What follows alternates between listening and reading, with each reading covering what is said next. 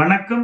இன்னைக்கு நாம வீடியோவில் மெட்ராஸ் உயர்நீதிமன்ற மதுரை கிளை மதுரையிலிருந்து தூத்துக்குடி செல்லக்கூடிய தேசிய நெடுஞ்சாலையில் அமைந்திருக்கின்ற 2 சுங்கச்சாவடியிலும் அந்த சுங்க வசூலை நிறுத்தி வைத்து உத்தரவு பிறப்பிச்சிருந்தாங்க.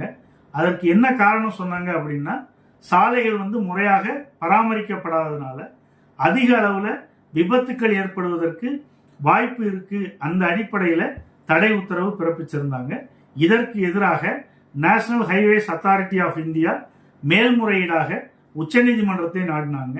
உச்சநீதிமன்றம் இன்றைய தினம் விசாரணைக்கு வந்தபோது மெட்ராஸ் உயர்நீதிமன்ற மதுரை கிளை பிறப்பித்த உத்தரவிற்கு இடைக்காலமா தடை உத்தரவு பிறப்பிச்சிருக்காங்க.